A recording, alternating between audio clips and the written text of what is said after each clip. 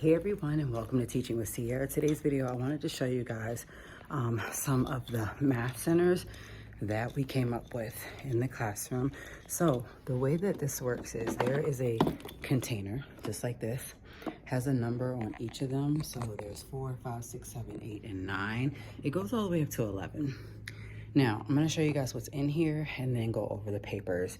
And you guys can create these too, literally using little shot cups and folders, and then of course the printables. So if you open this up, you guys have cups in here. The cups is going to be for the chips.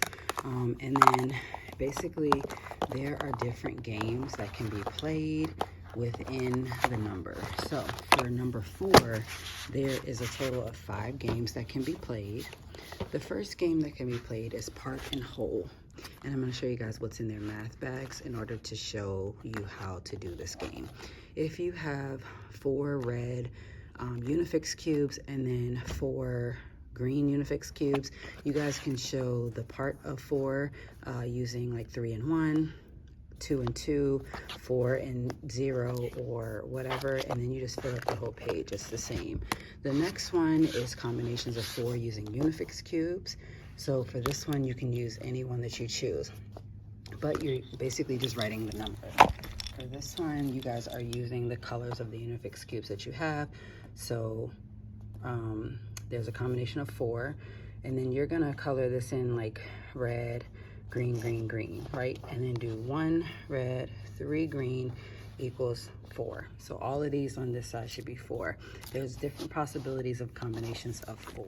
So what I mean by that is, prime example, here's one student's math bag. In the math bag, in the student's math bag, there is a paper that they are still working on that has not been graded yet. When it is graded, it gets turned into the turn-in bin.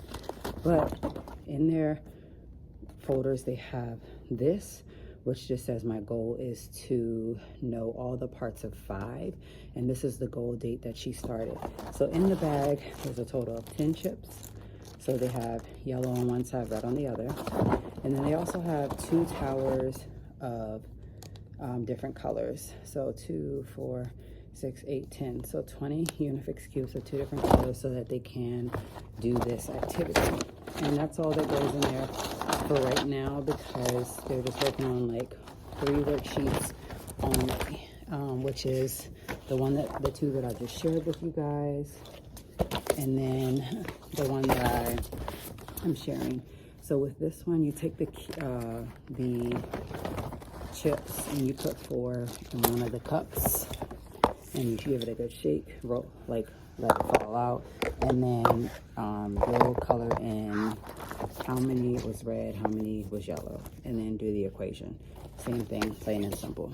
Next worksheet is in a different folder, so that's how they stay organized, putting them all in different folders. The next one is a how many am I hiding recording sheet, and it's like for a total number of 4. So you can work by yourself or work with a partner, and then hide 4, and then, or hide as many, whatever, and then the person has to write how many is hidden, how many is not hidden. And then the last one is just a simple worksheet that can be created. It's like this, where you figure out what plus what equals 4, what plus what equals 4, and it's just a simple worksheet. So each one gets a different number, which is why they're in each individual container. And like I said, it just stays at the front, and you give the kids like 10 minutes to work on these math problems, and it just gives them time to get to know, what math activity they will be working on. So that's that. I hope that you guys enjoyed seeing what different things are being used in the classroom to get math engaged and, of course, make it fun.